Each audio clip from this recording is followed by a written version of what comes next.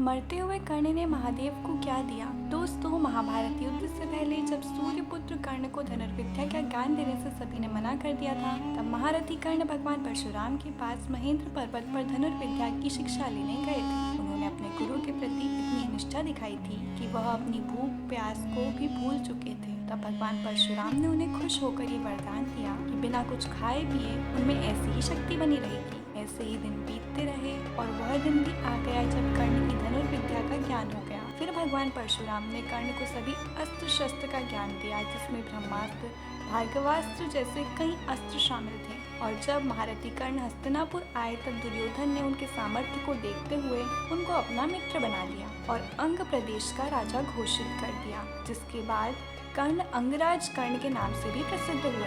जब भी दुर्योधन किसी मुश्किल में होते तो मित्र धर्म का पालन करते हुए अंगराज कर्ण उनकी सहायता करते। इससे कर्ण और दुर्योधन की मित्रता और भी घनिष्ठ हो गई। दोस्तों, जब महाभारत का युद्ध प्रारंभ हुआ तो कर्ण ने अपने सभी दिव्यास्त्रों को एक सुरक्षित जगह पर छुपा दिया, ताकि युद्ध के समय जब उन्हें आवश्यकता हो तो वह अस्त्रों का आवाहन कर उनका प्रयोग कर सके। कर्ण और अर्जुन में भयानक युद्ध चल रहा था और अर्जुन कर्ण पर भारी बाणों की वर्षा कर रहे थे, लेकिन गुरु परशुराम द्वारा शाप के कारण वह उन अस्त्रों का आवाहन करना ही भूल गए थे और कर्ण के रथ का पहिया कीचड़ में फंस गया, जिससे श्री कृष्ण के कहने पर अर्जुन ने कर्ण पर अपना दिव्यास्त्र छोड़ दिया और कर्ण की मृत्यु हो गई। कुरुक्षेत्र के मैदान में कर्ण अपनी अंतिम सांसें गिन रहे थे। तभी परशुराम को ये बात पता चली और वह शीघ्र ही वहां पहुंचे और विलाप करने लगे। तभी परशुराम को एक बात याद आई कि जो दिव्यास्त्र उन्होंने कर्ण को दिए हैं, अगर उनके प्रयोग नहीं हुआ तो वह नष्ट नहीं होते, और अगर वह अस्त्र किसी असुर या दैत्य के हाथों लग गए तो वह उसका गलत इस्तेमाल कर सकते हैं।